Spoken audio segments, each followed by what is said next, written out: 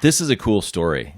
Childhood cancer survivor revealed as crew member for all civilian mission to space.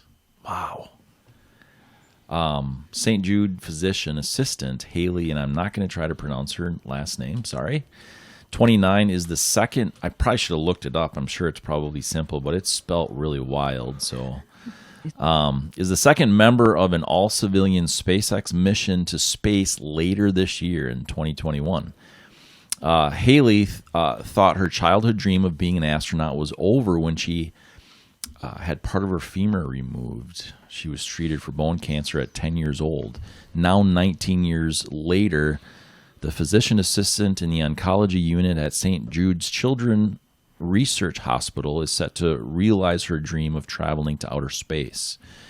Blah, blah, blah. There's the CEO and founder of Shift for Payments that is paying a lot of money to SpaceX to raise some money for St. Jude Children's Hospital. It's a pretty remarkable story. It's a great story. Mm-hmm. Yes, and there's so much of this kind of thing that's going on in the world, and you know, we try to rage bait and anger, and it sells, and war sells, and all these kind of things sell.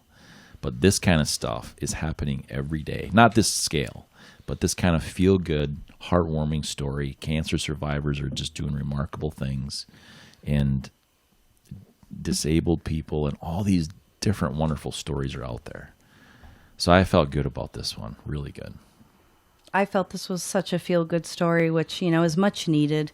I love the fact that, you know, she's giving back, you know, and her dreams get to come true. So from my understanding, Haley, again, you know, at 10 years of age, you know, had that femur removed, and for whatever reason, she sort of felt that some of her dreams were sort of taken away at that time to only give back and become this physician assistant of all places, St. Jude's. It's just a totally beautiful story. Plus, I love it because there's some futuristic stuff to it.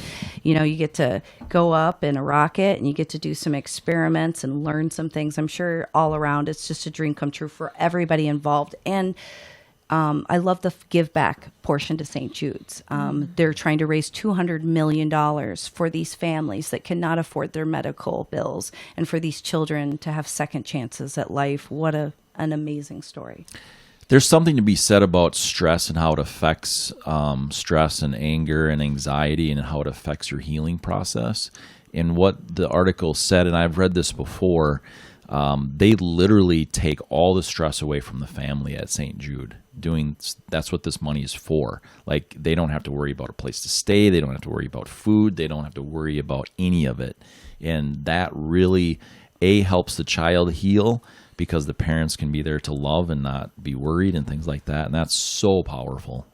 I love it. And I like the fact that she's using this as a teaching tool for her patients to say, your dreams still can come true. Even though you're going through this medical concern right now, don't give up on your hopes and dreams. Mm-hmm. That's and beautiful. I think that's a big part of that story is Walking testimony. it's a Right. learning tool for her patients. So. Everything about it was just a beautiful story. I actually saw it on the news, and then when I got that was going to be the article, I'm like, oh my gosh, I'm so excited, because it did. It just made you feel all warm and fuzzy inside. It was just so positive. I love it. It's just so nice to have feel-good stories. Just, you know, when I used to watch the news, which again, I've stated before, I don't watch the news. 2 years ago, I stopped watching it because of all the, to be blunt, all the crappy stories. There was so much negativity, you know, whether it was political or whatever, that I found myself worrying about things that I had no control over for a week straight. And so the fact of the matter is, when you get stories like this where people are trying to make a difference in the world, and we're actually considering and worrying about our future and our children's future, which is what I'd like to add. Wow, it's amazing. I love when humanity comes together and we embrace something like this. For sure. I definitely got the feel goods reading it. I too took a big break from watching the news and reading newspaper, and it impacted my life like significantly. And it was because of all the negativity and the extra stress, and just I didn't need it, didn't want it. And now I started watching the news again because I want to be connected to my local community. So I'm watching local news very specifically. I listen to local radio, so I know what's going on around me. But I got the real feel goods from this because it was like, even though it's just one, if it's one person, like that changes their life forever. And that's all it takes in life. So is one big thing, Yeah. you know, and think about all of the other great things that are coming from this. I know. You know, this is why I'm involved with service organizations, because one day, one thing, one person like does so much. I know. I love that too. I agree. What a good example, right? So let's hope, you know, we're loving it. We're feeling good about it. Let's hope other individuals that are reading the story just sort of get the feel goods and want to impact their community Yeah.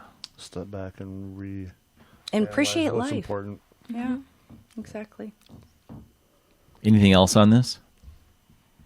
I think we'll leave it at that. It feels so good. It and does. fuzzy. I just don't know that we can add to that. I just want to shine a light on it is really the only thing. Yeah, way to You know go, what I Haley. mean? I just like to say I'm not saying that she's going to listen to our podcast, but way to go. Yeah. Way to go for being an amazing human being. You know, someone though is going to listen to it, and that's going to resonate with someone. Yeah, absolutely. And I think a lot of us agree that when we are in this life of service, I think I've heard very frequently, if we can impact or make a difference with one person, we've done our job.